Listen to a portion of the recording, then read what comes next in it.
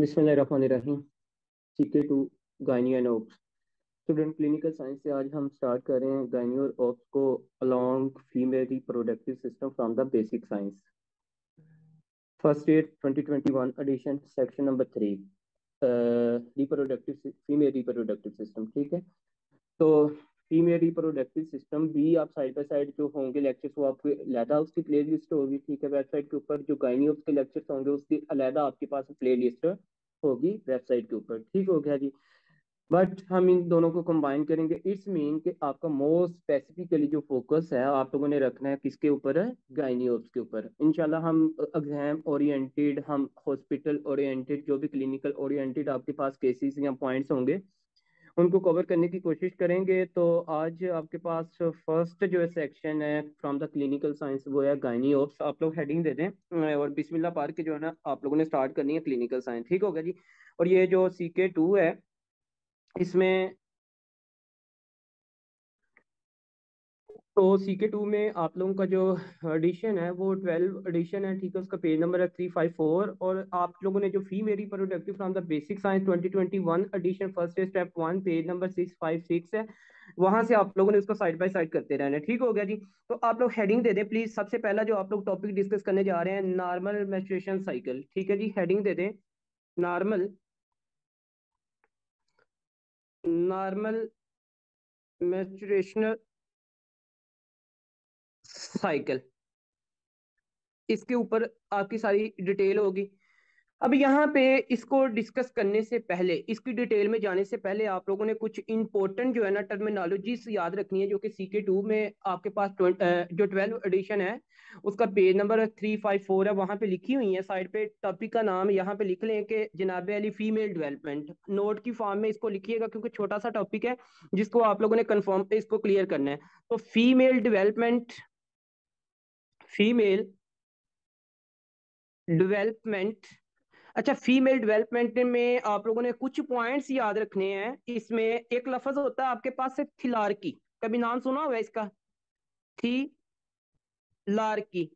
अब ये जो थिलारकी है आपको इसका मतलब पता होना चाहिए। देखें, ये थिलारकी वो मतलब के पीरियड है, ये वो टाइम है जिसमें क्या होता है कि फीमेल की ब्रेस्ट की डेवलपमेंट होती है। तो ये वो टाइम ऑफ पीरियड है यहाँ पे क्या होता है जी, हाँ जी, ब्रेस्ट डेवलपमेंट, ब्रेस्ट डेवलपमेंट। तो ये आपको पॉइंट पता होने चाहिए। फिर इसका जो ऑनसेट है ना, अब ये आप लोगों को पता होना चाहिए कि ये जो थिलारकी का, एक तो ये आपने कहा ना कि यहाँ पे ब्रेस्ट की डेवलपमेंट हो रही है, दूसरा आपको ये पॉइंट पता होना चाहिए कि भाई इसका ऑनसेट क्या है। ऑनसेट थिलारकी जो आपके पास है इसका टाइम पीरियड क्या है, तो वो आपके पास है जी 8 to 13 ईयर्स। ठीक होगा जी। एज ऑनसेट लिख लें, एज ऑनसेट लिख लें आप लोग कंप्लीट। फिर अब आते हैं जी, एक और आप लोगों ने लफ्ज सुना होगा, ये तो नंबर 1 पे आपने ये पॉइंट लिखना है इसमें फीमेल डेवलपमेंट। और नंबर 2 पे आप लोगों को जो पॉइंट पता होना चाहिए आप लिखेंगे प्यूबार्की। इसका क्या मतलब है प्यूबार्की? देखें, ये कुछ पॉइंट्स हैं। प्यूबार्की का मतलब होता है, देखें इसमें पहली बात तो याद रखिएगा कि प्यूबिक एयर की जो होती है ना ग्रोथ होती है यहाँ पे, हाँ जी, प्यूबिक हेयर ग्रोथ। ये वो पीरियड है जिसमें प्यूबिक हेयर की जो क्या होती है, हाँ जी, ग्रोथ होती है। ये आपको पता होना चाहिए। फिर एक लफ्ज आप सुनते हैं, ये आपको पता होना चाहिए। नंबर 3 पे आपके साथ जो पॉइंट है मीनारकी, और ये भी आप लोग डिस्कस भी करेंगे, मीनारकी। अब ये जो मीनारकी है इसका मतलब क्या है? इसका मत, इस लफ्ज के लिए मैंने इस सारे टॉपिक को, छोटे से टॉपिक को मैंने डिस्कस किया जस्ट एक लफ्ज के लिए। मीनारकी हमने क्योंकि यूज करना था। मीनारकी का मतलब है फर्स्ट मेंस्ट्रुएशन साइकिल। ठीक हो गया जी। इसका मतलब है जब एक फीमेल को फर्स्ट मेंस्ट्रुएशन साइकिल स्टार्ट होता है ना, आता है, उस टाइम जनाबे अली इसको क्या कहते हैं, मीनारकी, फर्स्ट टाइम मेंसेस का आना। तो ये आपको पॉइंट पता। अच्छा, इसकी जो एज ऑनसेट है ना, अच्छा ये वेरी करती है, ये भी आपको पता होना चाहिए। ये थोड़ी बहुत ना वेरी करती है, प्रैक्टिकली आप देखेंगे तो ये थोड़ी बहुत वेरी करती है। तो एज ऑनसेट लिख लीजिएगा प्लीज इसमें। नंबर 2 पे आप लोग लिखेंगे इसकी एज ऑनसेट कि भाई ये जो मीनारकी है ये किस एज में इसकी पहले तो हम लिखेंगे जनाबे अली, इसकी एवरेज एज भी मैं आपको लिखवाऊंगा। तो वैसे ये जो है ना 10 से 16 बुक में लिखा हुआ है, पहले हम लिख लेंगे, पहले हम लिखेंगे फिर बुक से रीड आउट कर लेंगे, ठीक है। तो एज ऑनसेट इसमें क्या है, 10 से 16 है, ये आपको आप लोगों को पता होना चाहिए। अच्छा जी, अब बुक में लिखा जाता है, ये कुछ पॉइंट्स आपने देखने हैं बुक से। पहले ये देखिएगा, ये देखें, menarche and normal female development, ये आपका टॉपिक दिया हुआ है फर्स्ट एड ने और CK2 ने। इसमें क्या है कि थिलार्की जिसमें ब्रेस्ट की डेवलपमेंट होती है, जिसमें ब्रेस्ट की डेवलपमेंट होती है, एज ऑन सेट मैंने आपको लिखवा दिया है। प्यूबार्की क्या है जी, प्यूबिक हेयर ग्रोथ होती है। उसके बाद मिनार्की क्या है, एज ऑन सेट इसमें जनाब 10 to 16 ईयर है। और यही आपको जो है ना पॉइंट, फिर उसने आगे लिखा है, ये पॉइंट बड़ा जबरदस्त करके लिख दिया उस बंदे ने कि ages for these stages of development vary by race and ethnicity. तो ये आप लोगों ने एक ना नीचे नोट लिख लें, आप लोग भी इसको नोट कर लें, क्योंकि ये आप लोगों को पता होना चाहिए कि ये एजेस जो है ना ये वेरी करती हैं। तो लिखें please, ages for this, for above, मतलब हमने ऊपर लिखी है ना, for above stages, stages of female development, normal female development, normal female development, normal female development vary, ये क्या करती हैं, ये वेरी करती हैं बाय रेस एंड या फिर इथनिसिटी। तो ये आप लोगों को थोड़ा सा इसका ना पॉइंट पता होना चाहिए। अब आते हैं जी अपने मेन टॉपिक की तरफ। ये तो एक छोटा सा टॉपिक था, साइड बाय साइड हमने लिख लिया। नॉर्मल मेंस्ट्रुएशन साइकिल की बात करते हैं। सबसे पहला जिसमें आप लोग पॉइंट लिखेंगे वो आपके पास होना चाहिए, नंबर 1 पॉइंट लिख लें इसमें, age onset for normal menstruation cycle. लिखें please, age onset for normal menstruation cycle, menstruation cycle in routine, in routine. ये आप लोगों ने हेडिंग देनी है। इसके नीचे आप लोग लिखेंगे, वो आपके पास है एज 10 तो देखें अभी आप लोगों ने लिखी है ना, अभी तो आप लोगों ने इसकी बात की है। जो एज है इसकी वो है जी 10 से 16 ईयर्स। ये आपने फर्स्ट मिनार्की की बात की थी, अभी आप लोगों ने देखा कि जो फर्स्ट टाइम मतलब कि मेंसेस की बात हो रही थी ये मिनार्की की, ये आपके पास क्या था कि ये 10 से 16 ईयर्स था। लेकिन कुछ बुक्स में आपके पास ये 11 से 15 भी लिखा जाता है। बट ये आप लोगों ने पॉइंट याद रखना, जो मैं भी बताने लगा हूँ ये इंपॉर्टेंट पॉइंट है कि एवरेज क्या है। एवरेज आपने एज ऑनसेट यार, एवरेज ऑनसेट याद रखना है, एवरेज ऑनसेट। जो एवरेज मतलब कि मोस्टली लोगों को जो मतलब कि मेंसेस की रूटीन वाइज जो मेंसेस आते हैं ना, मेंस्ट्रुएशन जो साइकिल आता है वो क्या है टाइम है, average for, average onset for menarche, for menarche, average onset for menarche. ये आपको मिनार्की में कि फर्स्ट टाइम जो मेंसेस का आना, ठीक होगा जी। तो ये क्या है, 13 ईयर। ये आपको पॉइंट पता होना चाहिए जी। ये एवरेज है, मोस्टली 13 14, 13 14 इसमें जाके सम टाइम प्रैक्टिकली तो ये भी है, या बात याद रखिएगा 15 पे जाके, ठीक है।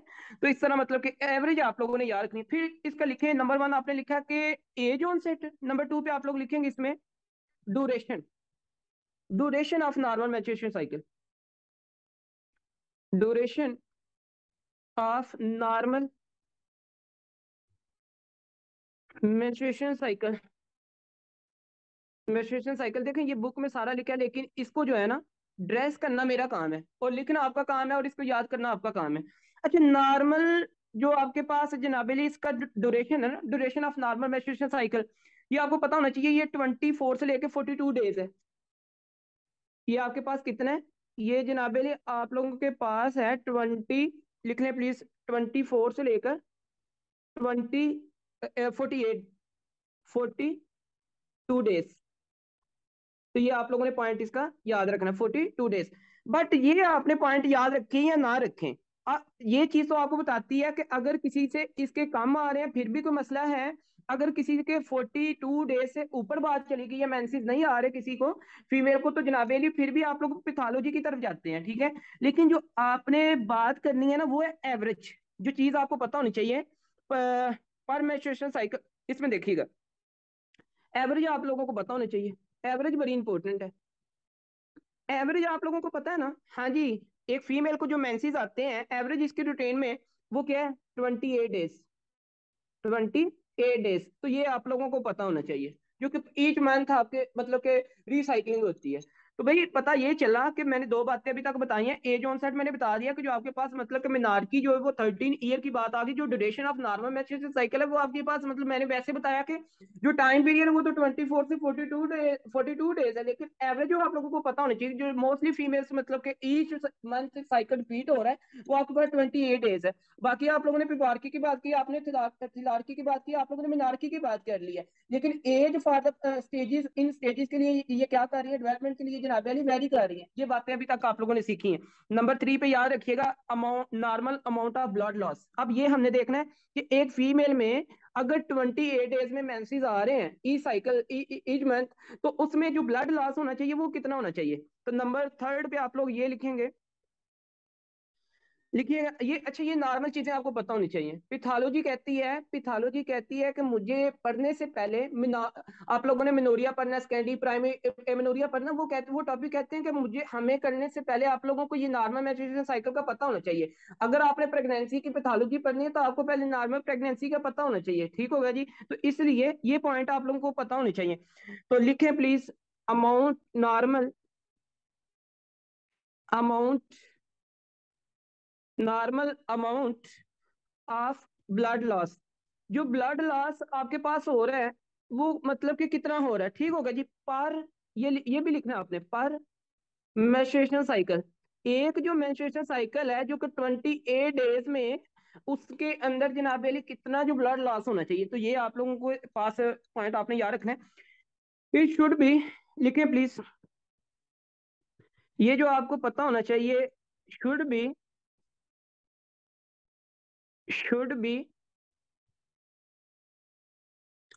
20 से 20 to 80 ml। ये तो पॉइंट होगी वैसे ओवरऑल, लेकिन जब बात करते हैं यहाँ पे एवरेज की, आप लोगों को एवरेज बड़ी इंपॉर्टेंट है, ये आपको पता होना चाहिए। एवरेज के रिलेट अगर इससे कोई कम है तो फिर मतलब की बात है, अगर इससे 80 है, ये 80 से ज्यादा तो फिर आपकी पैथोलॉजी की तरफ आ जा रही है, ठीक है। लेकिन अगर एवरेज से कुछ चीज आपके पास इंक्रीज होती है ना, मतलब कि एवरेज से कुछ चीज इंक्रीज होती है, तो फिर हम हमारी थोड़ी सी सोच होती है कि यार कोई मसला तो नहीं चल रहा। हाँ, फिर अगर अगर आपके वो एवरेज से आगे फिर जो आपके पास मैक्सिमम वैल्यू है उससे आगे भी इंक्रीज कर जाती है, तो फिर हम कहते हैं कि यार ये कोई ना कोई पैथोलॉजी है। पहले हम हाई नॉर्मल की तरफ बात करते हैं, मतलब क्या कि अगर 80 है तो यहाँ पे 75 किसी का लॉस हो रहा है, तो हम कहते हैं यार मसला तो जरूर है लेकिन हाई नॉर्मल है नॉर्मल वैल्यू के अंदर है लेकिन हाई है। अगर किसी का मोर देन 80 जाता है हम कहते हैं जरूर कोई ना कोई पैथोलॉजी है। इसलिए कहने का मेरा मतलब ये है कि ये वैल्यूज आपको याद होंगी तो मैं आसानी से आप लोगों के साथ इसकी पैथोलॉजी जो है ना डिस्कस कर पाऊंगा, ठीक हो गया जी। तो लिखिए एवरेज इसकी, एवरेज आप लोगों को पता होना चाहिए। अच्छा जी, एवरेज इसकी क्या है? एवरेज आप लोगों ने याद रखनी है 40 ml। एवरेज क्या है? 40 ml। तो ये 40 ml आप लोगों को जो है ना पॉइंटर पता होना चाहिए। अच्छा जी, normal amount of blood loss कर लिया आप लोगों ने। अब ये लिखें कि normal duration of blood loss, कि कितने दिन आप लोगों को पता होना चाहिए कि ब्लड लॉस हो, मतलब कि कितने दिन नॉर्मली ब्लड लॉस होना चाहिए। एक अगर 28 डेज का आपका मेंस्ट्रुएशन साइकिल है तो उस 28 डेज क्या आपके 7 7 डे मतलब कि आपके पास ब्लड लॉस होना चाहिए, क्या 10 डे होना चाहिए, 20 क्या होना चाहिए? अब वो चीज आप लोगों ने यहाँ से पिक करनी है। देखें प्लीज, नंबर 4 पे लिख लें, हेडिंग दे दें कि normally, normal duration, normal duration of blood loss. Blood loss का जो नॉर्मल ड्यूरेशन है वो आप लोगों को पता होना चाहिए पर मेंस्ट्रुएशन साइकिल। एक जो 28 डेज का ना, तो आप लोगों ने जो एवरेज बात की है। अच्छा, इसमें अब ये आपके लिए पॉइंट इंपॉर्टेंट है, यहाँ पे देखिएगा प्लीज, इसको लिख लें, 2 से 7 डेज। ये आपको ओवरऑल वैल्यू मैंने आपको बता दी है, नॉर्मल वैल्यू। लेकिन अगर बात करते हैं एवरेज, एवरेज वैल्यू आपको पता होनी चाहिए। देखें कुछ फीमेल्स की मतलब कि जो ब्लीडिंग है वो 3 डेज होती है, कुछ की 4 डे होती है, कुछ की 5 डे होती है, कुछ की 6 डे, कुछ की 1 वीक, मतलब कि ब्लीडिंग जो है जारी होती है। तो याद रखिएगा एवरेज आपके पास 5 डेज है, जो एवरेज है, एवरेज आपके पास 5 डेज है। अब अगर मोर देन 7 है तो वो क्या चीज है, वो तो आप लोग देखेंगे भाई आप पैथोलॉजी में, ठीक होगा। ये तो आपके साथ पॉइंट है। अब आते हैं जी आगे, बात कर लेते हैं। ये कुछ 4 पॉइंट्स आपके पास हो गए। फिर आगे लिखें जी नंबर 5 पॉइंट, या आप मेंसिस की बात कर रहे हैं, ठीक है। तो नंबर 5 पॉइंट पे जो लिखेंगे, आप लिखें फेजिस ऑफ मेंस्ट्रुएशन साइकिल या फिर ओवेरियन साइकिल, इसके ये भी नाम है, ठीक है। तो आप लोगों ने पढ़ने हैं इसमें phases, phases of menstruation cycle, menstruation cycle या फिर ओवेरियन साइकिल, ये भी आपको पता होना चाहिए side by side. Ovarian, ovarian cycle, ठीक है जी। मेंस्ट्रुएशन साइकिल या फिर ओवेरियन साइकिल। अच्छा बी फ्रेंकली आपको बताना चाहता हूँ कि इसमें ना लोग डिस्कस करते हैं 2 फेजेस, ठीक हो गया जी, जिसमें फोलिकुलर फेज आ जाता है, ल्यूटियल फेज आ जाता है। लेकिन यहाँ पे आपको समझाने के लिए, यहाँ पे आपको डिस्कस करने के लिए मैं 3 फेजेस डिस्कस करूंगा। मे भी कि आपके पास इसमें 4 वाला में मैं फेज डिस्कस कर दूं इसी के अंदर से। लेकिन आप लोगों को ये बात पता होनी चाहिए कि सर ने ये हमें बताया था कि मेनली 2 फेजेस हैं। लेकिन जिस तरह के, अगर हम from the basic science female reproductive system में मैं बात करता हूँ, तो आपके पास ये देख लें फोलिकुलर फेज है और आपके पास ल्यूटियल फेज है। लेकिन अगर मैं जाता हूँ फिर आपके पास इसमें CK2 में, तो यहाँ पे मुझे क्या मिलता है, मुझे मिलता है फोलिकुलर फेज, मुझे मिलता है ओवुलेशन डे, आपके पास ये भी एक तरह से, और ल्यूटियल फेज में मुझे मिलता है। मेनली तो आपके पास ये फेजेस हैं 2, लेकिन मैं आप लोगों को डिस्कस करूंगा यहाँ पे 3 और 4 फेजेस। मतलब 2 फेजेस आपने कहने हैं, लेकिन उसी के अंदर से मैं आपको समझाने के लिए बनाऊंगा, तो ये आप लोगों को पता होना चाहिए। देखें जी, अब बात करते हैं 28 डेज को हमने डिस्कस करना है कि 20 ईच डे पे आपके पास क्या क्या सिनेरियोज बनते हैं, उसको हम डिस्कस करेंगे। ओके, तो लिखें सबसे पहले नंबर 1, जो पॉइंट टू पॉइंट आपने लिखते रहना है। नंबर 1 पॉइंट लिखिएगा प्लीज, कि पहले एक नोट लिखें, क्योंकि आप लोगों को मैं ना अब रिकॉल करवाऊं बेसिक साइंस। जिन लोगों ने बेसिक साइंस पढ़ी है उनको मैं रिकॉल करवा रहा हूँ। क्या रिकॉल करवाना है? देखें जी, मेंसिस के अंदर वो एरियाज जो पार्टिसिपेट करते हैं ना, उनके नाम लिख लें। वो एरियाज जो मेंसिस के अंदर पार्टिसिपेट करते हैं ना, उनके नाम लिख लें। तो आप मुझे ये बताएं, हाइपोथैलेमिक, हाँ जी, एंडोक्राइन को याद कर लें, एंडोक्राइन की फिजियो को याद कर लें, हाइपोथैलेमिक, हाइपोफिजियल, हाइपोफिजियल एक्सिस।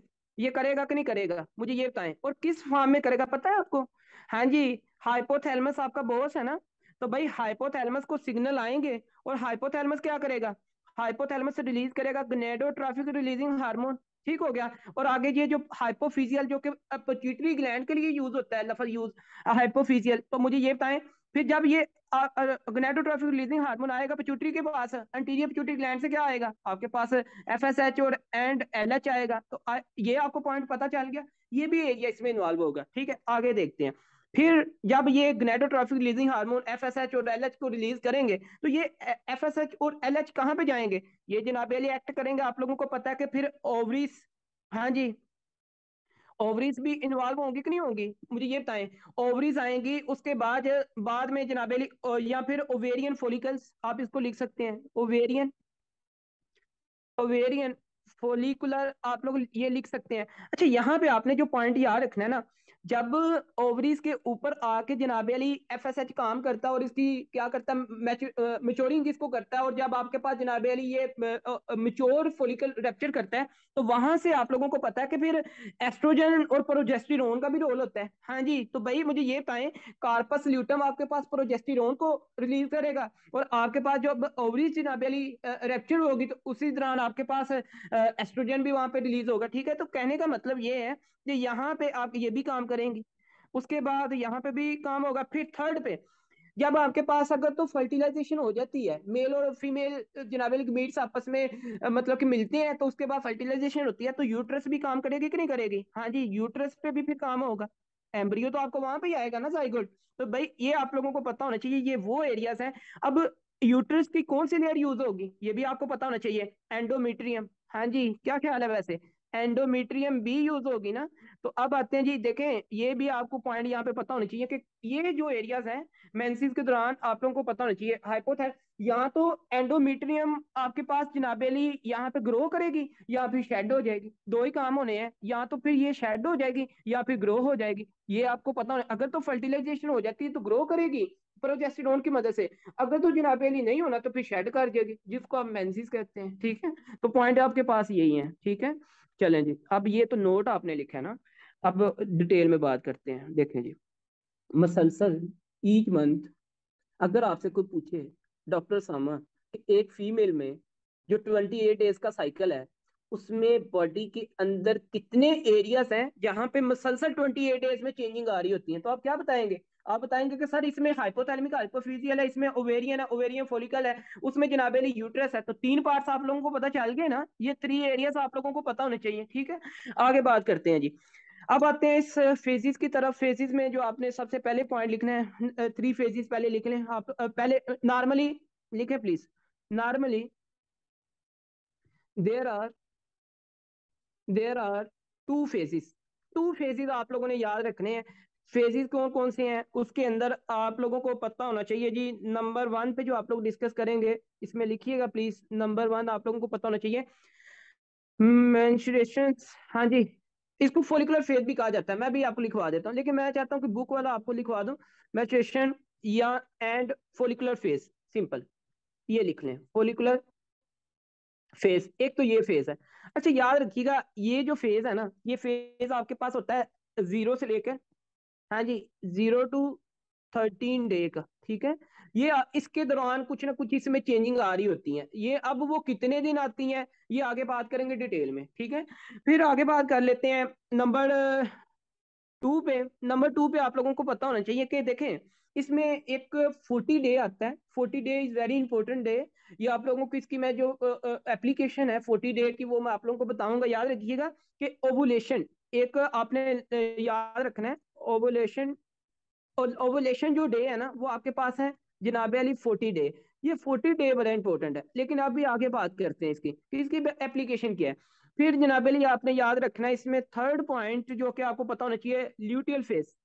अब ल्यूटियल फेज क्या है, इसकी एप्लीकेशन क्या है, वो तो आप लोग आगे डिटेल में देखेंगे, लेकिन ये आपको पता होना चाहिए कि जी जो ल्यूटियल फेज है ना ये आपके पास तकरीबन डे 15 से लेकर और 28 डे तक।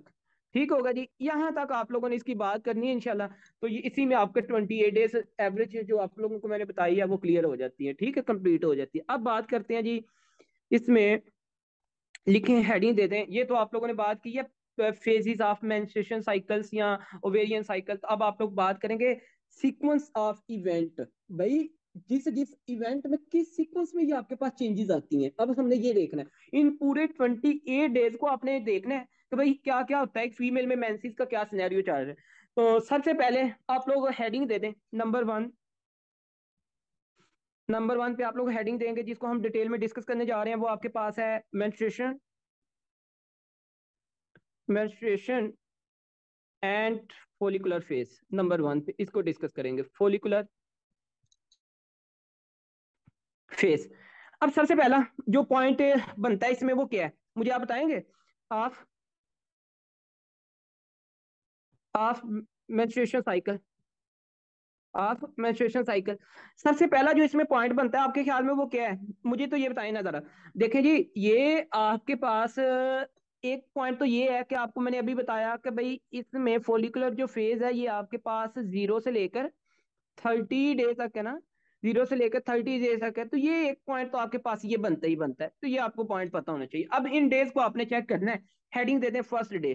भाई फर्स्ट डे, देखिए बहुत सारे लोगों को ना, ऑन द रिकॉर्ड बात कर रहा हूँ, ऑन द रिकॉर्ड बात कर रहा हूँ, इस फेज में कुछ ऐसी कॉम्प्लिकेशंस हैं जो कि कम मेडिकल स्टूडेंट्स को जो है ना पता होता है। ठीक है, तो प्लीज कॉन्शियस रहिएगा और आप लोग को फिर ही पता चलना है। तो हेडिंग दे दें नंबर 1, फर्स्ट डे। भाई फर्स्ट डे जो है मेंसेस का उसमें क्या सिनेरियो बनता है फर्स्ट डे। फर्स्ट डे इसकी बात करते हैं, first day of menstruation cycle. भाई मैंने एम सी का मतलब है मेंस्ट्रुएशन साइकिल, ये आपको पता होना चाहिए। याद रखिएगा इसके बारे में आपने एक ही पॉइंट याद आपको रहना चाहिए, जो कि आप लोग खूबसूरत से लफ्जों में लिखेंगे और उसको याद भी रखेंगे। फिर वो आपके पास क्या है कि first day is an day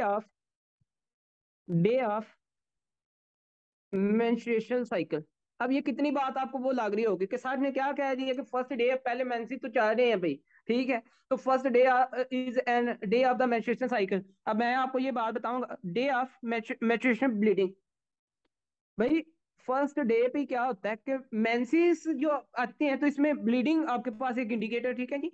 तो मेन क्या कि इस फर्स्ट डे पे ना एंडोमेट्रियम आपके पास जो है ना वो शेड कारी होती है, ठीक हो गया जी। तो आप एक साइड पे लिख भी सकते हैं कि ये आपके पास मेंस्ट्रुएशन ब्लीडिंग का आना is a indicator for shedding of endometrium which is a layer of uterus, ठीक हो गया जी। तो ये आप लोगों ने एक साइड बाय साइड इसको नोट लिख लेना है कि menstruation bleeding is a indicator for shedding of endometrium which is a layer of uterus, ठीक हो गया जी। तो ये आपको पॉइंट पता होना चाहिए। अब आते हैं जी आगे। या फिर अगर मेंस्ट्रुएशन ब्लीडिंग की आप बात नहीं ना करेंगे तो कभी कभार आपको, अगर आपके सामने कोई पॉइंट बोले बंदा के जी शेडिंग ऑफ एंडोमेट्रियम, तो आपने कहना भाई ठीक है फर्स्ट डे पे शेडिंग ऑफ एंडोमेट्रियम होती है, तो क्या shedding of shedding of endometrium, shedding of endometrium, तो ये आपको पॉइंट जो है ना इसका पता चल गया।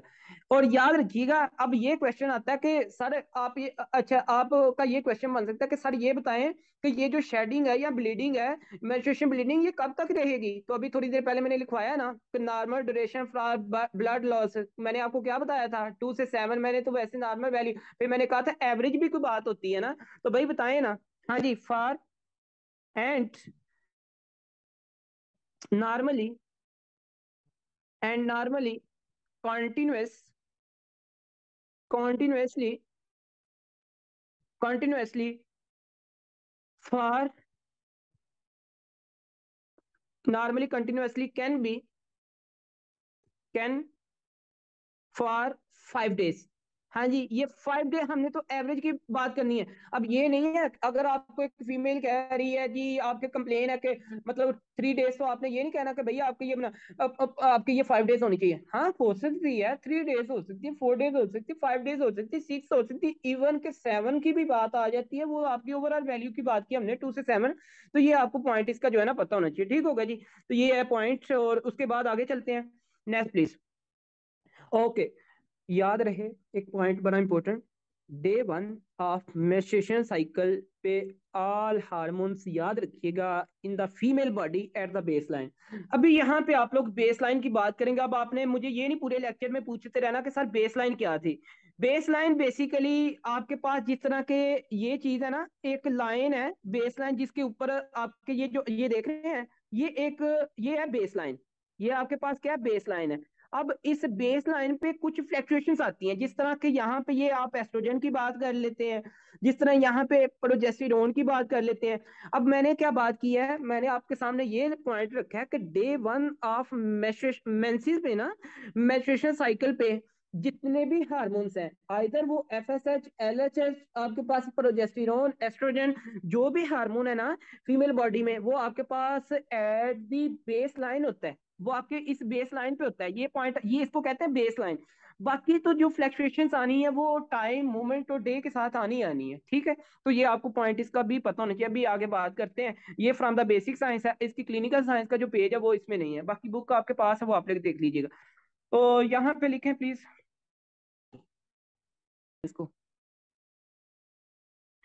अगर एक नोट की फॉर्म में बात करूंगा, ठीक है, नोट लिखें, देखें क्लिनिकल में नोट्स आपके काफी होंगे साइड बाय साइड, ठीक है, side by side notes complementary note लिखेंगे और खूबसूरत से करके लिखेंगे। तो आप लोग ना रिकॉल कर लें थोड़ा सा बेसिक साइंस को, जिन लोगों ने बेसिक साइंस पढ़ी हुई है। जो आपके पास ब्रेन में, जिसको आप बॉस कहते हैं, हेड क्वार्टर आप कह रहे हैं, हेड कंट्रोलर कह रहे हैं, वहां पे वो आपके पास क्या है। हाँ जी, ब्रेन के अंदर आपके पास जो कंट्रोलर है, हार्मोन्स कंट्रोलर, जो आपके पास क्या चीज है, वो तो हाइपोथैलेमस है ना, हाइपोथैलेमस। तो जब हाइपोथैलेमस को नोटिस दिया जाता है ना, इसको जब सिग्नल दिया जाता है, इसको जब पैगाम दिया जाता है, तो नोटिस से इसको जब दिया जाता है तो फिर ये हाइपोथैलेमस नोटिस ये करता है कि तमाम हार्मोन्स मतलब कहाँ पे है, बेस लाइन में है। ठीक होगा जी, तमाम जितने भी हार्मोन्स है वो कहाँ पे है, बेस लाइन पे है। तो एक आपने बात ये लिखनी है, नंबर 1 पॉइंट आपने लिखा ना यहाँ पे, नंबर 1 पॉइंट आपने लिख लिया, ये वाला आपने नंबर 1 पॉइंट लिखा है। अब आप लोग लिखेंगे जरा यहाँ पे नंबर 2 पॉइंट, उसी के नीचे बाद में उसकी बात करते हैं। नंबर 2 पॉइंट आप लोग जरा लिख लीजिएगा कि ऑल हार्मोन्स, ये बात बड़ी इंपॉर्टेंट है, all hormones in day one, in day one, जो डे वन है ना of menstruation cycle are at base line. भाई ये बेस लाइन पे होते हैं। ठीक हो गया जी। एंड आगे लिखें, and hypothalamus, and hypothalamus, hypothalamus start producing, hypothalamus start producing gonadotrophic, इसको सिग्नल दिया जाता है जब ये जनाबेली बेसलाइन पे होते हैं तो ये प्रोड्यूस करता है क्या, गोनेडोट्रोफिक रिलीजिंग हार्मोन। किसको, गोनेडोट्रोफिक रिलीजिंग हार्मोन। तो ये बड़ा पॉइंट इंपॉर्टेंट है। जब हाइपोथैलेमस सेंस करता है ना कि तमाम हार्मोन फीमेल बॉडी में जनाबेली एट द बेस लाइन है, तो उस टाइम ब्रेन से एक, जब अगेन मैं रिपीट करने लगा हूं कि जब हाइपोथैलेमस सेंस करता है ना कि तमाम हार्मोन्स फीमेल बॉडी में बेस लाइन पे हैं, उस टाइम ब्रेन से सिग्नल मिलता है किसको, हाइपोथैलेमस को, डे वन में। डे वन, डे वन नहीं भूलना। जब day one of the menstruation cycle में तमाम hormones in the female body baseline पे होते हैं ना, उस टाइम ब्रेन से एक मैसेज आता है किसको, हाइपोथैलेमस को, कि भाई जितने भी हार्मोन्स हैं वो सारे के सारे बेसलाइन पे हैं, अब आगे तुम क्या करना चाहते हो। वो कहता है कि मैं इस तरह करता हूँ कि मैं प्रोड्यूस करवाता हूँ गोनेडोट्रोफिक रिलीजिंग हार्मोन को। ठीक होगा जी, तो वो ये स्टार्ट कर देता है। तो फिर बात आ जाती है, जब ये तो कर लेगा, जब ये आ जाएगा तो फिर क्या होगा, फिर भी तो आगे कोई काम होगा ना। तो अभी याद करें, यहाँ पे मैंने अभी कहा था ना नोट लिखवाना है, फिर मैंने आपको यहाँ पे कहा था कि वो मेंसिस, मेंसिस में ऐसे कितने एरियाज हैं जो कि जिनमें फ्लक्चुएशंस आती रहती हैं, जिसमें सीक्वेंस ऑफ द इवेंट्स से चलते रहते हैं, वो 3 एरियाज आप लोगों ने अभी बात की है ना। तो गोनेडोट्रोफिक रिलीजिंग हार्मोन याद रखिएगा, act and G N R H, act on, हाँ जी, अंटीरियर पिट्यूटरी ग्लैंड के पोस्टीरियर पिट्यूटरी ग्लैंड। मुझे ये बताएं जी, जिन लोगों ने बेसिक साइंस पढ़ी है, act on anterior pituitary gland, कहाँ पे, anterior pituitary, anterior pituitary gland. तो ये आप लोगों ने पॉइंट जो है ना इसका याद रखना है। अच्छा, जब ये अंटीरियर पिट्यूटरी ग्लैंड के ऊपर जनाबे अली एक्ट करेगा ना, तो फिर यहाँ पे क्या होगा, ये भी तो कुछ काम करेगी ना। अब यहाँ पे कुछ सेल्स हैं जो कि आप लोगों ने पढ़े हुए हैं, जब उस सेल के ऊपर आके जनाबे अली एक्ट करेगी तो leading to, leading to release of, leading to release of या प्रोड्यूस रिलीज ऑफ एफएसएच। भाई आपके पास एफएसएच जो है ना वो रिलीज होगा, जस्ट आपने अभी एफएसएच लिखना है, एलएच जो मैं लिखवा रहा हूँ वही चीज लिखनी है, एफएसएच। ठीक हो गया जी। तो एफएसएच का मतलब क्या है, फोलिकल स्टिमुलेटिंग हार्मोन आप लोग लिख सकते हैं। तो याद रखिएगा अब क्या होता है, अब ये जो आपके पास एफएसएच है, ये इसका काम क्या है आगे, भाई इसने भी तो कुछ करना ही है ना, इसका भी तो कोई काम होगा ना। देखिए, अंडर इफेक्ट ऑफ, लिख लें please, under effect, under under effect of FSH, FSH one ovarian, very very very important point for understanding, one, one dominant. भाई आपकी बुक में एक लफ्ज लिखा हुआ डोमिनेंट, कोई भी एक डोमिनेंट हो सकता है। तो under effect of follicle stimulating hormone one ovarian, ovarian follicle, one ovarian follicle start, start to grow, growth, या फिर लिखें मैच्योरिंग, मैच्योरिंग। ठीक हो गया जी। कंटिन्यूस, अब ये क्वेश्चन आता है कि भाई ये कब तक होगा, ये अब आपने लिखना है। देखें, मैंने बहुत सारे फोलिकल्स होंगे, देखें फोलिकल्स बहुत से, लेकिन उनमें से कोई एक ऐसा डोमिनेंट होगा जो कि जनाब अली आपके पास है, जिसकी क्या होगी, ओवेरियन फॉलिकल, जिसके ऊपर जनाब अली वो एफएसएच काम करेगा और उसी को मैच्योर करवाएगा, उसी की ग्रो करेगा। कब तक करवाएगा? Continuous same cycle, continuous continuous same procedure continuous same cycle ही लिखें कि सेम आपके पास ये कंटिन्यूअसली होगा टिल 5 डे, टिल डे 5। भाई 5 दिन तक ना ये काम आपके पास यही होगा। मतलब क्या, डे 1 में ब्लीडिंग हुई, जनाबे अली हाइपोथै सारे हार्मोन बेसलाइन पे थे, ब्रेन ने हाइपोथैलेमस को कहा, ग्रेडोट्रोफिक रिलीजिंग हार्मोन आया, उसने जनाबे अली क्या किया, उनकी ये पिट्यूटरी पे आया, वो वहां से रिलीज करवाया एफएसएच को। एफएसएच जनाबे अली गया कहाँ पे, उसमें आपके पास ओवरीज में, फ्लोपियन ट्यूब से जनाबे अली वहां से ओवरीज पे क्या, और ओवरीज में जनाबे अली जाके क्या किया, ओवेरियन फॉलिकल, एक ओवेरियन फॉलिकल, देखें वहां पे बहुत सारे ओवरीज में, 1 ओवेरियन फॉलिकल को जनाबे अली क्या किया, एक उसको मतलब सिलेक्ट किया, उसी की ग्रो करवाई, उसकी मैच्योरिंग करवाई, और कितने दिन तक करवाई, टिल डे 5 तक। ठीक हो गया, ये पॉइंट आप लोगों को अभी तक पता होना चाहिए।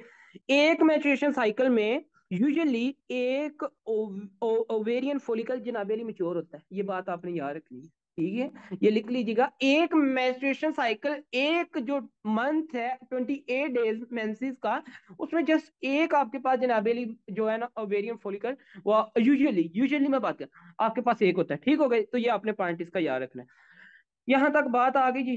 टिल डे 5 तक आपको कोई पॉइंट मसला है, मुझे ये बताएं। हाँ जी, डे 1 से टिल डे 5 तक कोई किसी का कोई क्वेश्चन?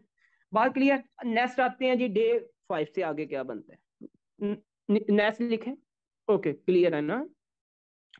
नेक्स्ट लिखेंगे जी, हेडिंग दे दें आप लोग, डे 5, डे 5। अब डे 5 से आगे बात करते हैं कि यहाँ पे क्या सिनेरियो बनेगा। अब आपने लिखना है कि भाई ऑन डे 5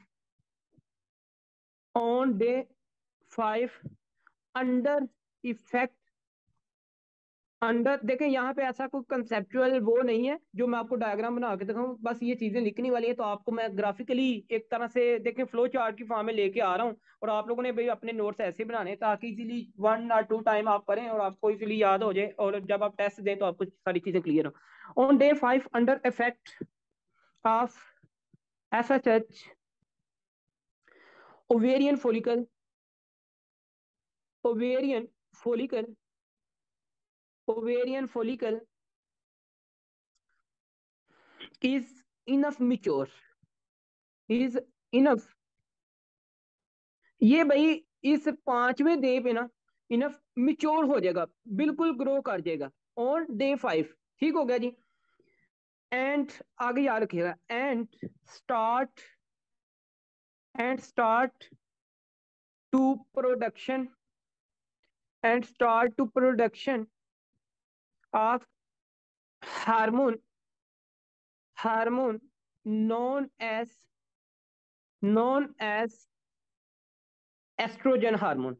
हाँ जी, भाई ये जो मिच्योर आपके पास ओवेरियन फॉलिकल है ना, इसने फिर किस हार्मोन को रिलीज करवाना है, एस्ट्रोजन हार्मोन को। तो ये भी आपको पॉइंट क्लियर हो गया। हाँ जी, क्लियर है? Any question? तो ये आपको पॉइंट पता होना चाहिए। अब यहाँ पे आगे बात कर लेते हैं, नेक्स्ट प्लीज। तो एस्ट्रोजन अब क्या है? Estrogen is an ovarian hormone, इसको क्या कहा जाता है, is an ovarian, ovarian hormone, इसको ओवेरियन हार्मोन कहा जाता है। ठीक होगा जी। अब देखें, अच्छा जी, एस्ट्रोजन, एस्ट्रोजन की स्टूडेंट हम बात करेंगे, जिस तरह हमने कहा कि गायनियोप्स along female reproductive system from the basic science हमने करनी है। अब एस्ट्रोजन आपका जो मेन टॉपिक लिखा हुआ है, जबरदस्त सा करके खूबसूरत सा लिखा हुआ है, वो है बेसिक साइंस 2021 एडिशन, और आप लोगों ने वहां से इसको पढ़ लेना है। हेडिंग दे दें टॉपिक की, आपके पास है एस्ट्रोजन, आप सेपरेट इसको लिखेंगे।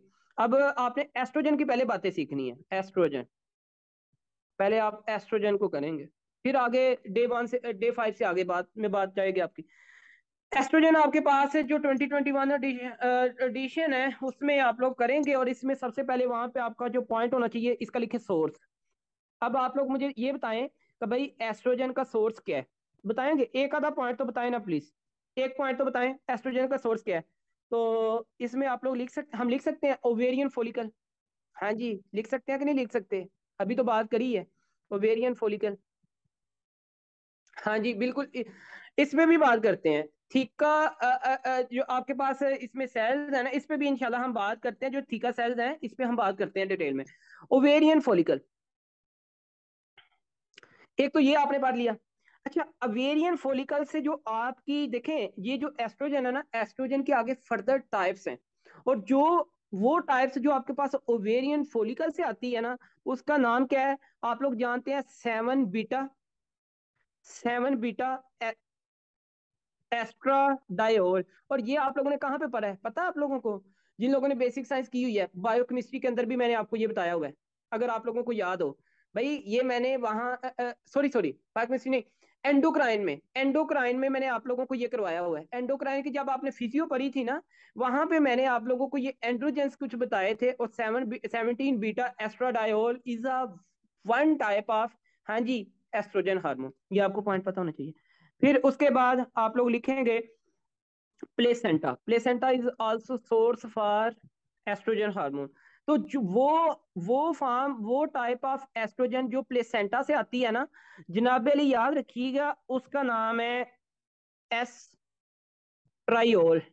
एस्ट्रायोल, ये तीनों फॉर्म आपको एग्जाम पॉइंट ऑफ व्यू से पता होनी चाहिए। एमसीक्यू, एमसीक्यू भाई यहाँ से आता है, ठीक है, ये आपको पता होना चाहिए।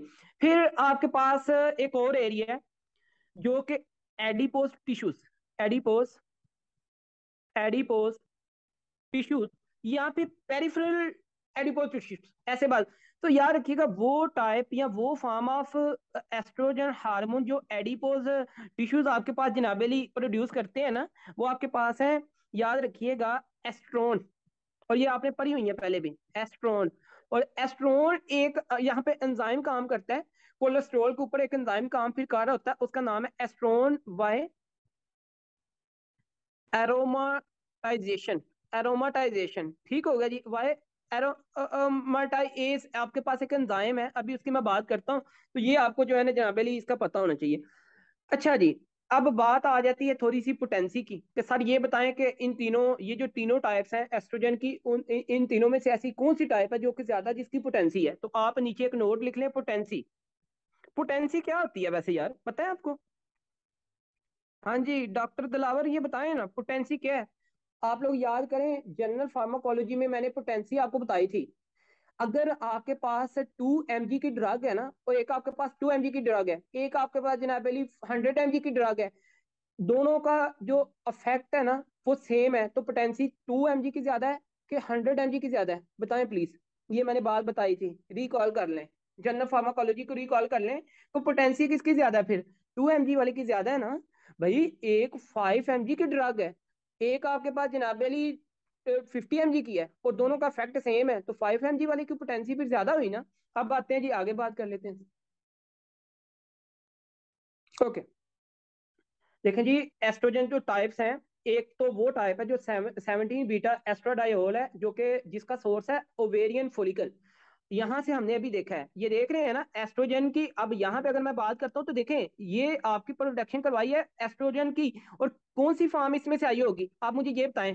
देखें, basic science is a basic science, इसमें कौन सी फॉर्म आई होगी जी डॉक्टर सामा? यहाँ पे आपके पास है 17 बीटा, हाँ जी, क्योंकि ओवेरियन ने करवाई है ना, 17 बीटा आपके पास जनाबेली एस्ट्राडायोल, तो ये फॉर्म दी होगी ना फिर, इसलिए तो इस टॉपिक को मैं आपके साइड साइड बाय साइड करवा रहा हूँ।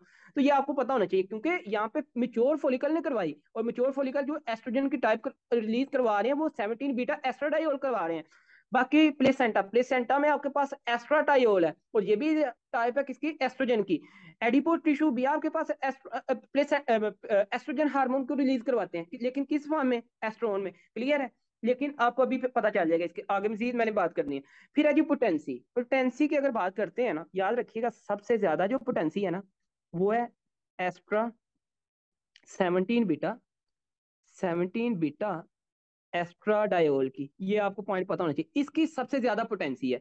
फिर इसके बाद किसकी, इसकी सबसे ज्यादा पोटेंसी है। फिर जनाब अली किसकी है इसके बाद जो पोटेंसी? मोर पोटेंसी, मोर पोटेंसी आप लिख लें, क्योंकि बाद को आप लोगों को जल्दी में फिर पता नहीं चलेगा। इसकी ज्यादा पोटेंसी है। फिर इसके बाद भला किसकी है, वो है एस्ट्रोन की। और एस्ट्रोन आपको पता है एडिपोज, हाँ जी, किससे आ रहा है, एडिपोज टिश्यू से आ रहा है, ये आपने बात। फिर इसके बाद किसकी है, इसके बाद आप लोगों को पता होना चाहिए जनाबे अली, वो है एस्ट्राइओल की। और एस्ट्राइओल आपको पता है प्लेसेंटा से आता है, ठीक होगा जी। तो ये सी आप लोगों को इसके सोर्सेज का पता चल गया, आपको टाइप्स का पता चल गया। आप लोगों को हेडिंग एक नोट की फॉर्म में ये हेडिंग दे लें कि भाई टाइप्स ऑफ एस्ट्रोजन। एस्ट्रोजन की टाइप्स है ना, तो ये 3 टाइप्स के एस्ट्रोजन आप लोगों को पता होने चाहिए, उनके सोर्सेज भी पता होने चाहिए, ठीक है। अब बात करते हैं आगे। देखें, फंक्शन पे मैं बाद में जाऊंगा, लेकिन जो पहले ये डॉक्टर एमन खान इन्होंने जो बात की थी ना थीका सेल की, उसको जरा मैं बात कर लूँ उस पर थोड़ा। तो हेडिंग दे दें कॉन्सेप्ट की, हेडिंग दे दें कॉन्सेप्ट। और कंसेप्ट में आपको ये समझाने लगूं, ठीक है जी। तो ये बेसिक साइंस है, फर्स्ट एड में ये कंसेप्ट है टोटल। ये देख रहे हैं फॉलिकल है, और ये थीका सेल्स हैं, ग्रेनुलोजा सेल्स हैं। आगे ये सिनेरियो मैंने आपको सारा टोटल पहले ये आपने करना है। फिर आगे बाकी ये टाइप्स आप लोगों ने ये कर ली है, इसका सोर्स आपने कर लिया, पोटेंसी भी आप लोगों ने कर ली है, ठीक होगा जी। टॉपिक आपका यहाँ से क्लियर हो जाएगा। तो कंसेप्ट की बात करते हैं। पहले तो नॉर्मली समझें कि ये एक एग है ना, समझ लीजिएगा प्लीज। अब इस एग पे ना याद रखिएगा, आपके पास यहाँ पे जिनाबे वाली थीका सेल भी है। अच्छा देखें, फीमेल में थीका सेल होते हैं, और जो मेल में होते हैं वो है लाइडिंग सेल, ठीक है। वो आप लोग करेंगे इंशाल्लाह, ठीक है। मेल रिप्रोडक्टिव सिस्टम में लाइडिंग सेल आप लोग करेंगे, लेकिन फीमेल में कौन से हैं, थीका सेल। ये आपको डिफरेंट पता होना चाहिए। अच्छा, थीका सेल सराउंडिंग करते हैं किसको, एग को। फिर आपको ये पता होना चाहिए जनाब अली, ग्रेनुलोजा सेल, ग्रेनुलोजा सेल, ये दोनों सेल्स आपको पता होने चाहिए, ठीक है जी। अब आते हैं आगे, और दोनों फोलिकुलर आपके पास ये क्या करते हैं, बनाते हैं। ये दोनों का काम क्या है, lead to formation of, lead to formation of follicle, ठीक होगा जी। आगे बात कर लेते हैं, नेक्स्ट प्लीज। और दोनों फोलिकल आपके बनाते हैं, इसके अंदर आपके पास क्या होता है, एग होता है। Lead to formation of follicle inside, inside having, having egg, अंदर इसके एग होता है। देखें जी, ये आपके पास है फोलिकल, और अंदर क्या चीज है, वो एग है। और फोलिकल को बना कौन है, थीका सेल और ग्रैनुलोजा सेल। तो ये आपको पता होना चाहिए। हाँ जी, ये एम्ब्रियोलॉजी की बात बिल्कुल, स्कैंडी ओयोसाइट, ठीक होगा जी। अब बात करते हैं जी, आगे बात कर ले, नेक्स्ट प्लीज। इसमें आपने याद रखना है, ये जो थीका सेल है ना, थीका सेल प्रोड्यूस, जब इस थीका सेल के ऊपर बेसिकली आपका ये जो थीका सेल है ना, इस थीका सेल के ऊपर आके काम करता है ल्यूटिनाइजिंग हार्मोन। जब ल्यूटिनाइजिंग हार्मोन इसके ऊपर एक्ट करता है ना, तो फिर ये आगे रिलीज करता है किसको, एंड्रोजेंस को, मतलब कि सेक्स हार्मोन, एंड्रोजन, एंड्रोजेंस को, ठीक होगा जी। ये एंड्रोजन को रिलीज करता है। अब एंड्रोजन कौन कौन से, वो आगे हम बात करते हैं। जब आपके पास ये फोलिकल मैच्योर हो जाता है और इसकी रैप्चरिंग होती है ना, उसके बाद कार्पस ल्यूटम आपके पास रह जाता है। जो रैप्चर मतलब आगे बाकी रिमेनिंग रहते हैं, तो कार्पस ल्यूटम उनको कहते हैं। कार्पस ल्यूटम आपके क्या करते हैं, ये रिलीज करवाते हैं प्रोजेस्टेरोन को। अगर तो ओवुलेशन हो गई है, अगर तो आपके पास जनाबे अली इसमें फर्टिलाइजेशन हो गई है, तो फिर तो प्रोजेस्टेरोन का काम ये है कि वो जनाबे अली क्या करे, ओवम के लिए, ओवम की इम्प्लांटेशन के लिए जनाबे अली क्या करती है, एंडोमेट्रियम को ग्रोथ करवाती है, ठीक होगा जी। तो होल प्रेगनेंसी, जितनी भी आगे प्रेगनेंसी होगी, बाकी ये बातें बात की हैं, ठीक होगा जी। बात करते हैं इस पे, देखें। अब इस कंसेप्ट को ऐसे सीखना आप लोगों ने, ये देखिएगा प्लीज। ये हाइपोथैलेमस है, जल्दी क्योंकि ये अभी बेसिक साइंस से आपका चल रहा है सिस्टम। हाइपोथैलेमस है, और हाइपोथैलेमस से आप लोगों को पता है कि क्या आता है। हाँ जी, हाइपोथैलेमस से क्या आता है, गनेडोट्रोफिक रिलीजिंग हार्मोन। और ये आपके पास जनाबेली कहाँ जाता है, मुझे जल्दी से बताते जाएं, क्योंकि अभी थोड़ी देर पहले बात किया। ये कहाँ पे जाता है, अंटीरियर पिट्यूटरी ग्लैंड के पास है। ये तो आप लोगों ने बात कर ली है ना, अंटीरियर पिट्यूटरी ग्लैंड के पास है। और फिर यहाँ से आपके पास क्या रिलीज होता है, FSH, एंड फिर यहाँ से ऐसे कर लें प्लीज, यहाँ से फिर आपके पास रिलीज होता है 2 हार्मोन्स, जिसका नाम क्या है जी, LH है, और एक का नाम क्या है, FSH है। ये आपने बात कर ली। अब फिर यहां से देखिएगा, अब होता क्या है, 2 सेल की बात की है ना आपने, एक आपने ये सेल बना लेना है नीचे, एक ये सेल बना लीजिएगा, इसका नाम क्या है, थीका सेल। इस सेल को पूरे को आपने कहना है थीका सेल, थीका सेल। और इसके लिए एक सेल आपने ये बना लेना है, साइड बाय साइड एक सेल आपने ये बना लेना है, एक सेल आपने ये बनाना है, और इसका नाम क्या आपने रखना है, ग्रेनुलोसा सेल। 2 सेल आपने डिस्कस करने हैं, ग्रेनुलोसा सेल। ये इंपॉर्टेंट चीजें हैं, जस्ट ओके। यहाँ पे देखिएगा प्लीज,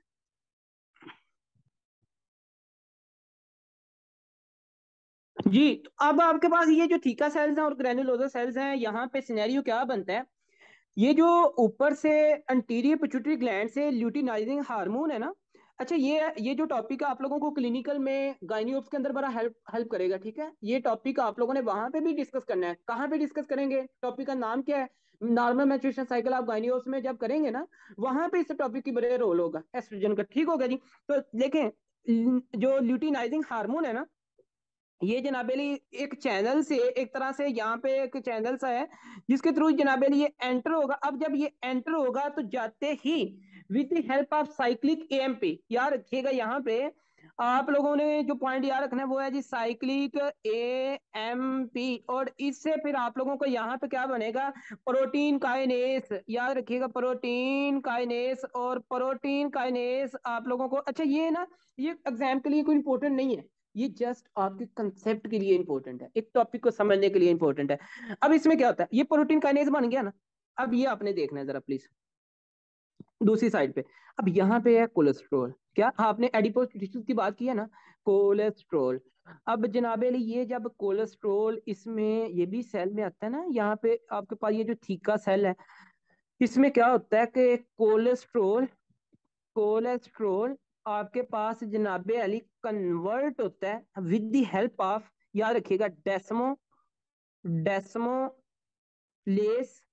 डेस्मोलेस ये एक एंजाइम है, और with the help of positive effect, with the help of a positive effect of protein kinase, ये कन्वर्ट होता है एंड्रो, लिख लें प्लीज, एंड्रो, एंड्रोस्टिनोडायोन। और ये पता है एंड्रोस्टिनोडायोन मैंने कहाँ पे करवाया था, आप लोगों को याद हो ना हो, मुझे याद है आज भी, एंडोक्राइन की जब फिजियो की थी ना आप लोगों ने, वहां पे आप लोगों ने ये डिस्कस किया था एंड्रोस्टिनोडायोन, ठीक हो गया जी। अब आते हैं फिर आगे बात कर लेते हैं। अब ये जो एंड्रोस्टिनोडायोन है ना, ये यहाँ से मूव करता है और ये जाता है जनाबेली किसमें, हाँ जी एड्रीनल, जब आप लोगों ने बात ग्रेनुलोसा सेल, तो याद रखिएगा यहाँ पे आपके पास जब आ जाता है स्टीनो, एंड्रोस्टीनो, एंड्रोस एंड्रोस्टीनी डायोन, स्टीनी डायोन। तो ये याद रखना है अब आप लोगों ने कि भाई एंड्रोस्टीनी डायोन में, अब ये ऊपर से जो आपका एफएसएच है ना, ये भी यहाँ से एंटर होता है इस सेल में, ये इसने भी एंटर होना है। अब इसने क्या करना है कि ये भी आपके पास यहाँ पे एक तरह से साइक्लिक एएमपी होगी, और साइक्लिक एएमपी होगी, और यहाँ पे भी आपके पास जनाबेली वही आपके बनेगा प्रोटीन काइनेस। और अब आपने ये याद रखना है कि with the help of positive effect of protein kinase, जब इसके ऊपर इसका पॉजिटिव इफेक्ट होगा, और ये भी पॉइंट याद रखिएगा कि ये जो एंड्रोस्टिनोडायोन है विद द हेल्प ऑफ एरोमाटेस, ये एंजाइम बड़ा इंपॉर्टेंट है एग्जाम के लिए, एमसीक्यूज, एरोमाटेस, एरोमाटेस, इसकी मदद से ये जनाबे अली कन्वर्ट होगा एस्ट्रोन, एस्ट्रोन, और मुझे ये बताएं estrone is a, estrone is a type of estrogen, and इसका सोर्स क्या है मुझे ये बता दें प्लीज, जल्दी से बताएं, क्या प्लेसेंटा है, क्या एडिपोज टिश्यूज है, क्या आपके पास जनाबे अली ओवेरियन फोलिकल है, हाँ जी अभी आपने लिखा है, जल्दी से बता दें प्लीज। इसका जो सोर्स है एस्ट्रोन का, आपने बात की थी अरोमाटाइजेशन, और अरोमाटाइजेशन आपकी एडिपो टिश्यूज पे था, ठीक होगा जी। तो ये आपने बात करी थी, तो ये आपका सोर्स यहाँ से बन गया। देखें ये आपका क्या है, एडिपो टिश्यूज की तरफ से आ रहा था कोलेस्ट्रॉल, और आगे जनाब अली देखें इसकी मदद से, इसकी हेल्प से और इसकी हेल्प से थोड़ा बहुत इसने, और इस एंजाइम, ये अगर एंजाइम काम नहीं ना करता, अरोमाटाइजेशन नहीं होती, तो ये आपके पास नहीं बनेगा। ये बात याद रखिएगा। इसलिए पैथोलॉजी में मैं आपको बताऊंगा इसकी एप्लीकेशन, किसकी एप्लीकेशन क्या है। बहरहाल आपने जो पॉइंट याद रखना है, आपके पास पॉइंट ये होता है कि ये एस्ट्रॉन आपके पास कन्वर्ट होता है फिर एस्ट्रा डायोल में, उधर ही प्लेसेंटा में, फिर आगे जब मतलब फर्टिलाइजेशन हो जाती है ये इसमें कन्वर्ट होता है। ये ऐसे प्रोसीजर आपका चलता रहता है। ये एक डायग्राम है, उससे मैंने इस कंसेप्ट को लिया आपका, और अभी मैं दिखाता भी आपको फर्स्ट एड से भी। और ये फिर अल्टरनेटिव एट द एंड आपके पास ये एस्ट्रोजन जनाब अली है, ठीक है, ये estrogen at the end estrogen. अच्छा इस कंसेप्ट को ना अब पहले थोड़ा सा यहाँ पे समझें प्लीज।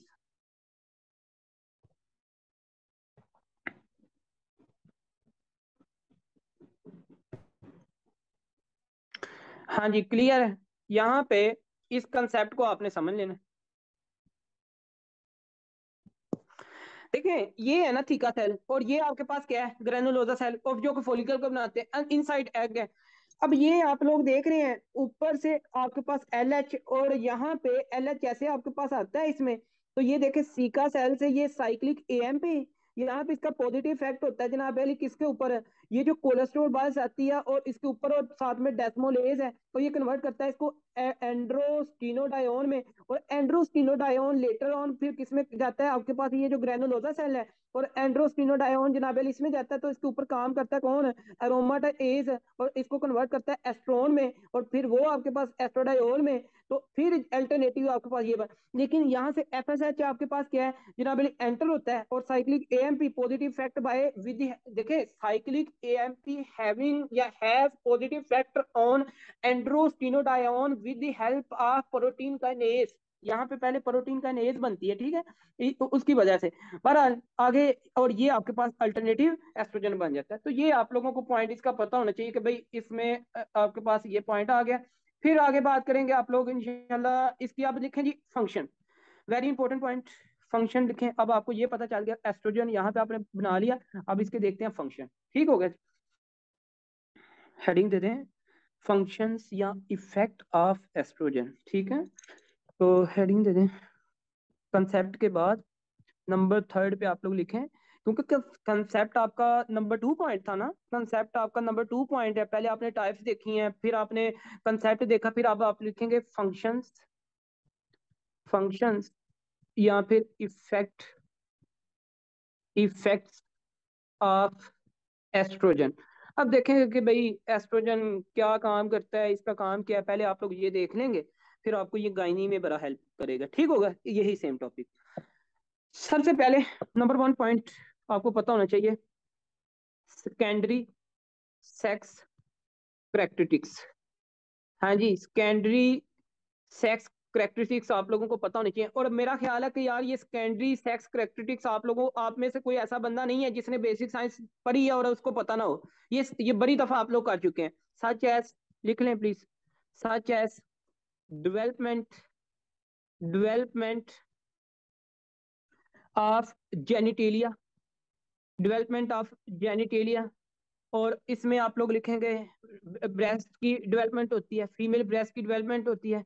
इसमें जनाब अली आप लिखेंगे फीमेल, हाँ जी, फीमेल फैट डिस्ट्रीब्यूशन करता है। अब आपको पता है एस्ट्रोजन और प्रोजेस्टेरोन, आप फीमेल्स को क्यों नहीं हार्ट अटैक होता, आज मैं वो भी बात करूंगा, ठीक है, यहाँ पे पहले भी मैंने बताया हुआ है सीबीएस में। और female fat distribution, fat distribution आप देखेंगे H D L, L D L, आगे आप लोग इंशाल्लाह इसकी बात करेंगे। फिर नंबर 2 पे जो फंक्शन आप लोग लिखेंगे एस्ट्रोजन का, कुछ फंक्शंस इसके इंपॉर्टेंट है जो कि आप लोगों को पता होना चाहिए। तो आप लोग लिखेंगे,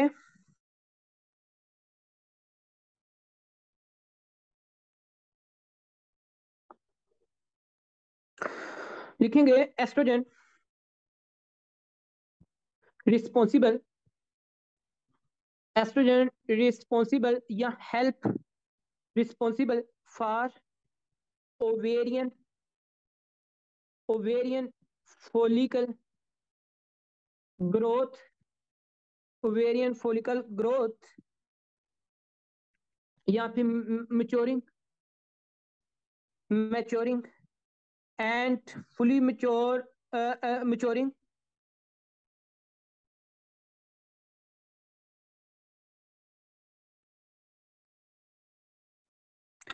maturing, ये आपने पॉइंट याद रखना है।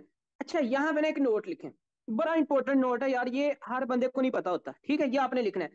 जो फर्स्ट फिफ्थ डे है ना, पहले जो 5 दिन है, फोलिकल की मैच्योरेशन होती है अंडर इफेक्ट ऑफ एफएसएच। ये हमने बात की है ना, पहले 5 दिन एफएसएच की मदद से होती है, लेकिन later on under effect of oestrogen, ये बात आपने याद रखनी है, ठीक होगा जी। क्योंकि फोलिकल की जो मैच्योरेशन है, इसकी जो रैप्चरिंग है ऑन द डे ऑफ 14 होती है ना, ओवुलेशन तो ऑन द डे ऑफ 14 होती है। तो ये आपने बात याद रखनी है कि 5 दिन तो भाई एफएसएच ने मैच्योर किया, तो भाई बाद में कौन करेगा, बाद में एस्ट्रोजन करेगा। ये अब नोट लिख लें प्लीज, बड़ा इंपॉर्टेंट नोट है।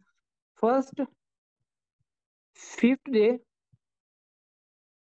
Follicle mature, ovarian follicle mature, ovarian follicle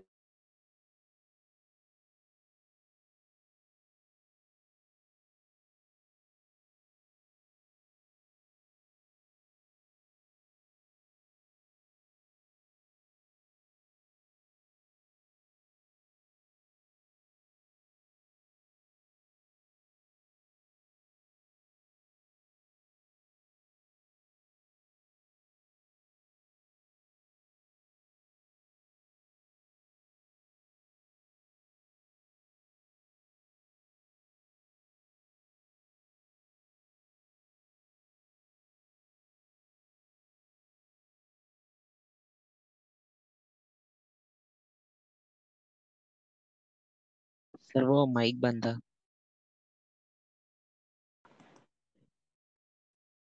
तो इसमें आप लोग लिखेंगे first fifth day ovarian follicle mature under, mature under effect,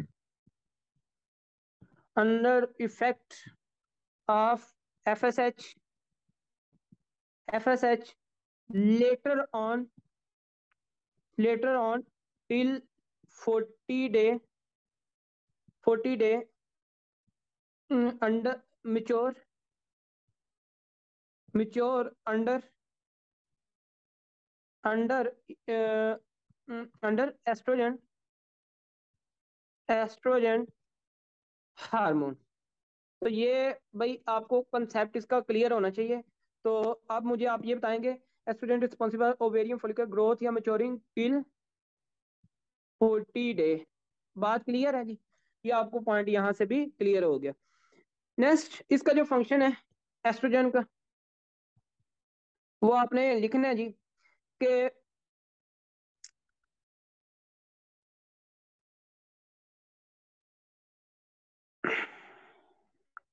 लिख लें दूस एंडोमेट्रियम, दूस endometrium, endometrium which was,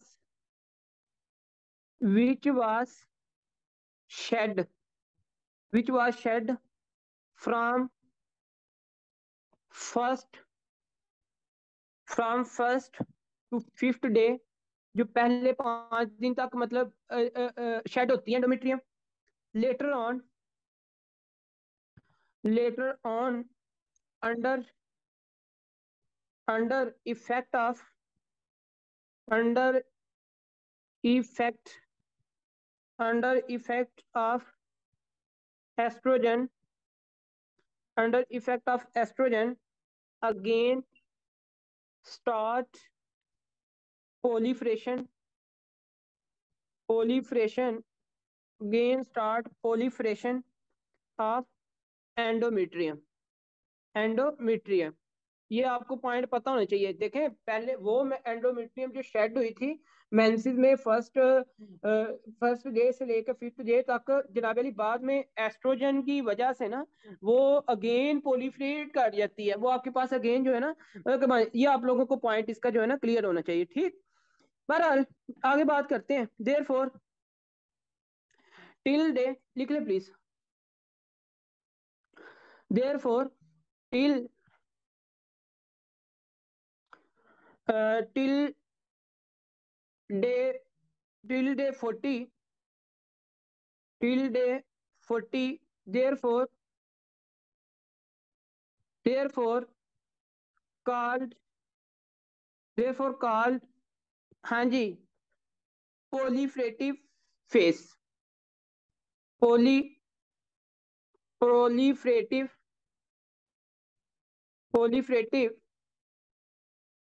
face. तो ये आपको जो है ना पॉइंट है इसका पता होना चाहिए। बहरहाल आगे बात करते हैं। फिर नंबर थर्ड है, नंबर फोर्थ है, ये आपको अच्छा इसको इसलिए प्रोलिफरेटिव फेज भी कहा जाता है, ठीक है। नेक्स्ट नंबर 4 पे oestrogen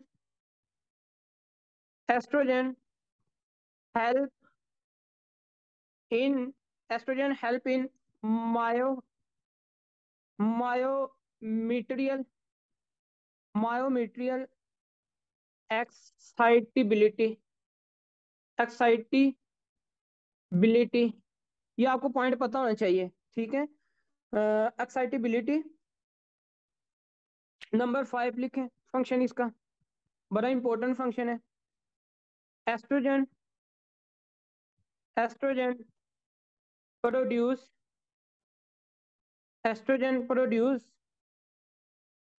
thin watery mucus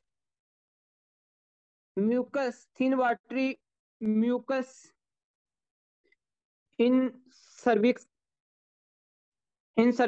Estrogen produce thin watery mucus in the cervix which help याद रखिए which help in transport of sperms, जो कि स्पर्म की ट्रांसपोर्ट में रोल प्ले करता है। ये आपको पॉइंट पता होना चाहिए, इंपॉर्टेंट है।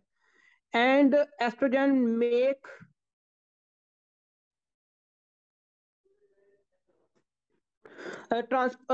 in transport of sperm uterus to fallopian tubule क्योंकि वहां पे स्पर्म जाते हैं ना फ्लोपियन ट्यूब्यूल। तो ये भी आपको पॉइंट क्लियर होना चाहिए। नंबर 6 पे लिखें जी फंक्शन। अच्छा इसके साथ ना एक बड़ा इंपॉर्टेंट पॉइंट है, ये भी आप लिखेंगे कि एस्ट्रोजन मेक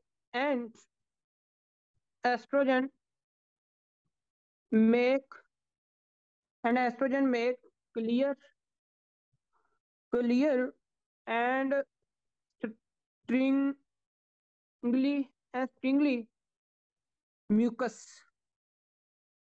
स्ट्रिंगली म्यूकस। अच्छा ये जो स्ट्रिंगली म्यूकस है ना, ये आपके पास जिस तरह एक तरह से वाइट एग नहीं है, वाइट एग उस तरह से है। ये आप लोगों को पॉइंट जो है ना इसका पता होना चाहिए, ठीक है जी। स्ट्रिंगली जो म्यूकस है ना, ये एक तरह जिस तरह से वाइट एग है ना उसकी आप मतलब देखते हैं उस तरह से ये होता है, ठीक है जी। बहरहाल आगे बात करते हैं। Number 6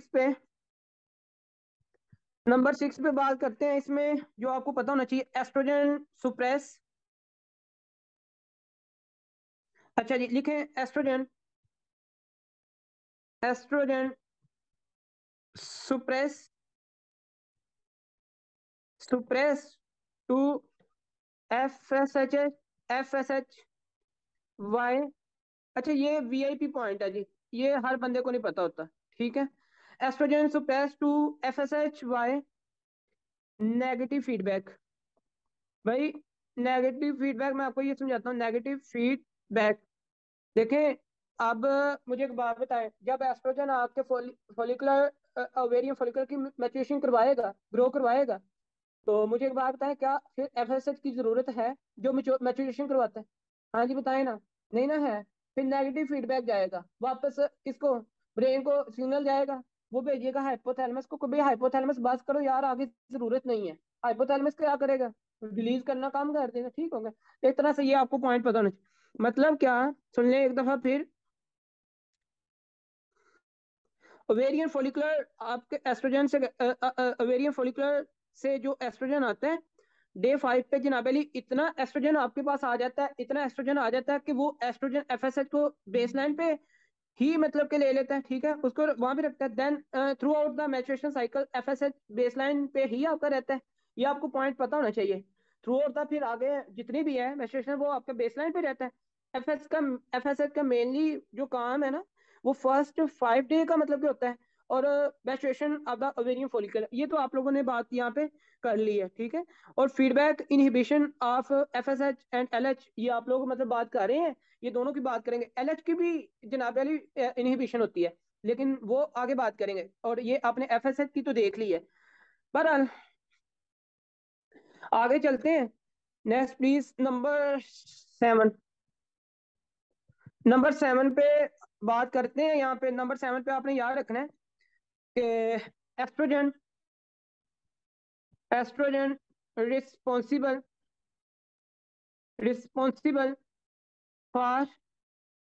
responsible for increase HDL and decrease LDL। ये पॉइंट कैसा है, ठीक है, ये आप लोगों ने पहले किया, इसलिए तो कम चांसेस होते हैं हार्ट अटैक के फीमेल्स में, ठीक है जी। आगे आपको ये पता होना चाहिए। और ये आपके एस्ट्रोजन रिस्पॉन्सिबल फॉर इंक्रीज।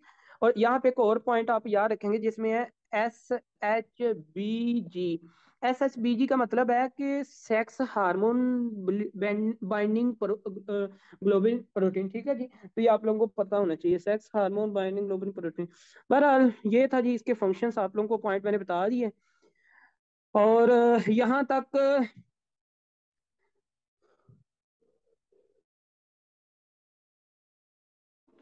अगर एक बात याद रखें, ये जो म्यूकस है ना, अगर इस म्यूकस को जनाब अली आप लोग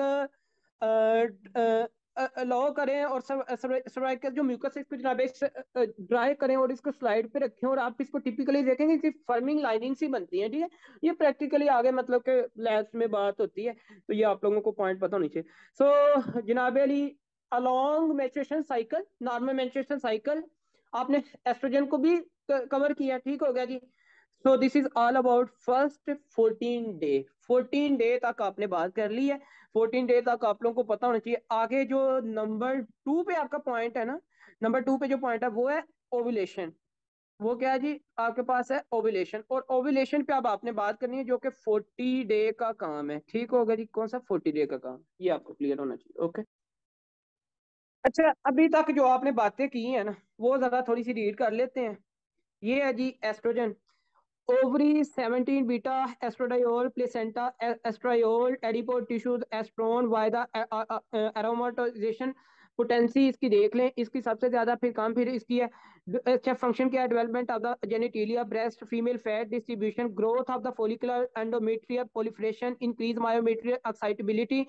उसके बाद LH एंड प्रोजेस्टेरोन रिसेप्टर। अच्छा जी, इसमें फीडबैक है inhibition of FSH and LH, ये आपने FSH की बात देख ली है। देन LH की सर्च होती है, ये आपने परेशान नहीं होना, ये आगे आप देखेंगे ओवुलेशन के साथ ही stimulation of the prolactin secretion, ये देख लीजिएगा please, stimulation of the prolactin secretion.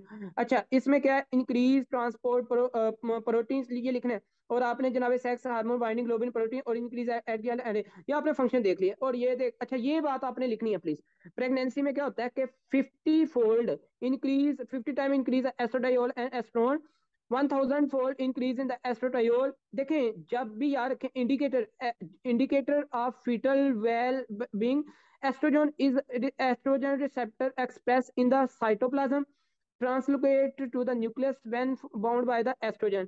तो ये आप लोगों को ट्रांसलेट न्यूक्लियस में फिर चला जाता है, ठीक होगा। ये आपको पॉइंट जो है पता होना चाहिए। देखें यहाँ तो मेम्ब्रेन पे हो सकता है या न्यूक्लियस पे या साइटोप्लाज्म, यही 3 इसकी एरियाज होते हैं। बाकी ये तो मैंने आपको बता दिया। ये था जी estrogen from the basic science. इधर से देख लें, follicular phase can be vary in the length, ये लेंथ में वेरी कर सकते हैं। एक बात आपको लिखनी होगी, ल्यूटिनाइजर फेज ये 14 डे आगे बात करते हैं, ओवुलेशन डे आपके पास 40 डे है।